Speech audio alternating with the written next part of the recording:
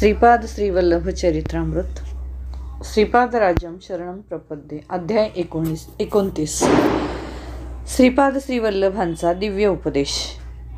आम्ही कुरुगड्डीमध्ये श्रीपाद प्रभूंचे दर्शन घेऊन त्यांच्या आज्ञेनेच त्यांच्या समीप बसलो। तेव्हा प्रभू म्हणाले, अनन्य भावाने मला शरण येणाऱ्या साधकांचे मी सदैव रक्षण करतो। हे श्रोते हो, हा देशकाल माझ्या हातातील चेंडूप्रमाणे आहे। कोठेही होत असलेल्या भूतकाळात घडलेल्या आणि भविष्यकाळात होणाऱ्या घटनांना मी बदलू शकतो। मी देशकालाचा शास्ताच आहे। तुमच्यातील चैतन्याच्या संस्कारांच्या दर्जानुसारच तुम्हाला माझ्याबद्दलचे ज्ञान होईल।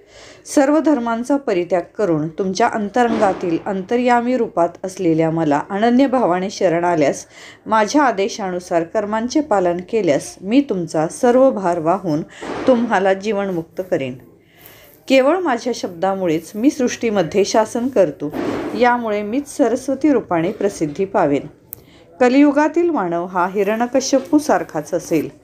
त्यांच्या समस्या, भाव आणि आचारविचार या सर्वच गोष्टी अत्यंत कठीण स्वरूपाच्या असतील। त्यांना प्रकृती विज्ञानातील अनेक संशोधनांना यश मिळवून हिरण्यकश्यपूसारखे वरदान सुद्धा सृष्टीमातेकडून मिळेल। परंतु मला प्रल्हादासारख्या निष्पाप निरपराध भक्तांच्या संरक्षणार्थ नरसिंहाचा अवतार घ्यावा लागेल। यासाठी मी नृसिंह सरस्वती या नामरूपाने अजून एक दिव्य अवतार घेऊन गंधर्वपूर नगरीत प्रसिद्ध होईल। एवढे बोलून श्रीपाद प्रभू ध्यानस्थ झाले आणि त्यांनी आम्हास सुद्धा ध्यानात बसण्यास सांगितले। श्रीपाद श्रीवल्लभांचा जय जयकार असो।